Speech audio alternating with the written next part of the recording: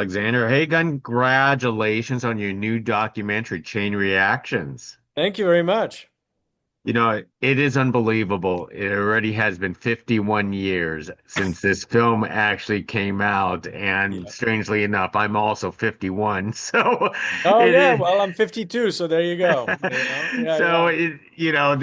it's sort of like this entire film is my my age. But Yeah. Alexander, let's hear from you. Is what was the origins of this documentary? What sparked you to make this film? Oh wait, it all started with a phone call actually. I got a call. I was at the Athens airport. I got a call from Annick Manert, who is the creative director of artistic director, sorry, of Fantastic Fest, and also of the Frontière Market. And she called me. It was really funny because she said, I got a call from these people about this project, and I don't know what it is, but can I put you in touch? I said, sure. I had no clue. I just like literally went in blind.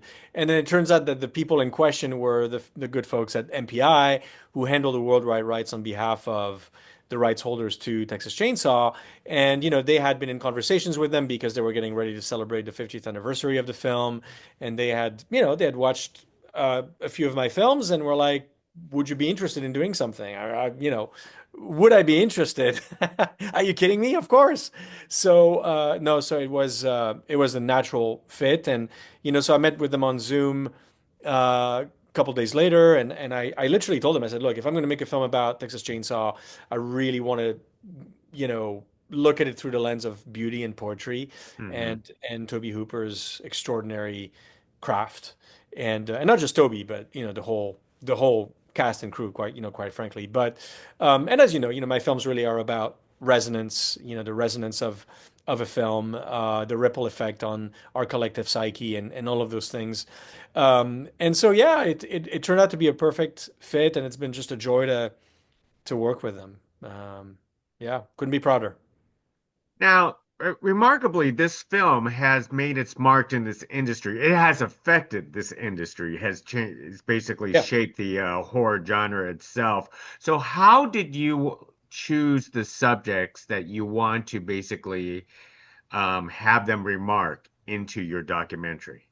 Yeah, I mean, the thing is that we had, essentially five slots because the film kind of, I really wanted the film to be told in chapters, and I really wanted to dig deep into memory and perspective and resonance for five individuals, and also because the film mirrors the timeline of Texas Chainsaw in terms of, you start at high noon and you go through, go into the night and then end up with the sunrise, and the following morning. So there's this kind of flow to it.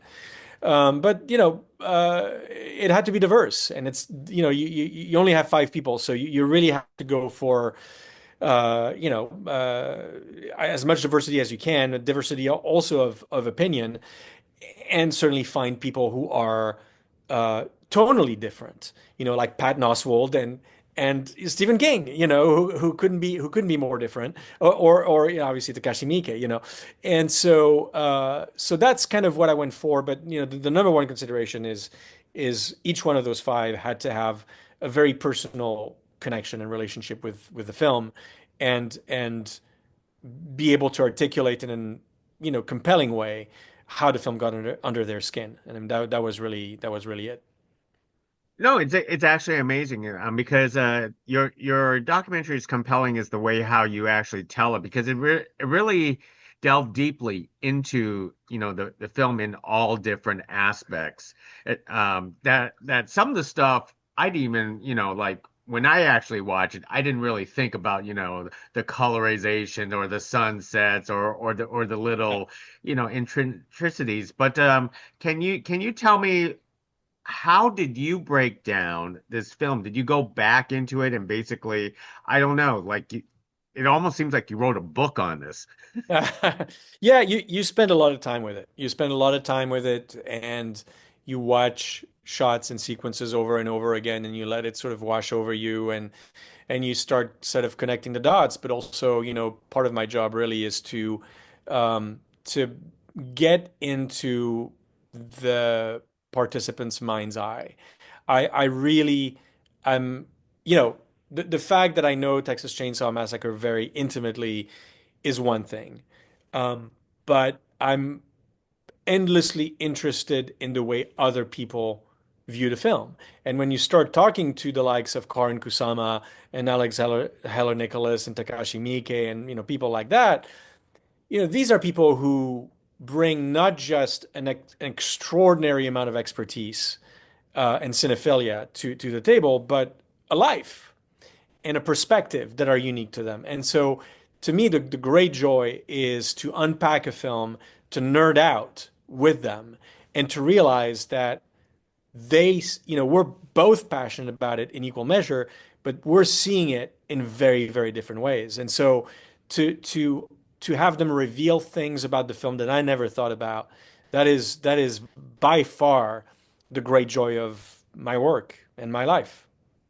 It's very true what you actually said because the perspectives of these different subjects on the film is very eye-opening. But I want to hear your perspective on the film. Like, how did this movie touch you?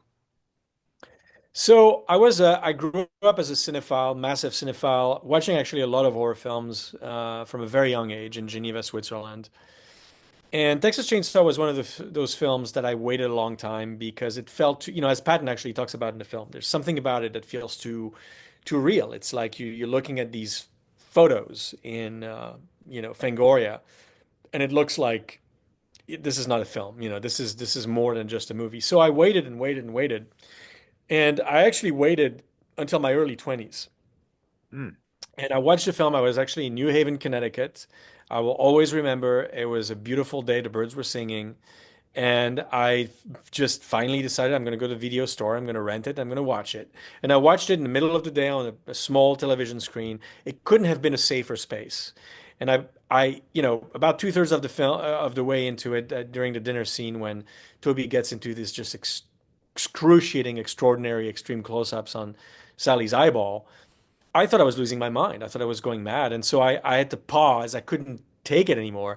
And I went outside and I walked around the block a couple of times and I listened to the birds and looked at this, beautiful, beautiful day, reminded myself that it is it's a beautiful world after all.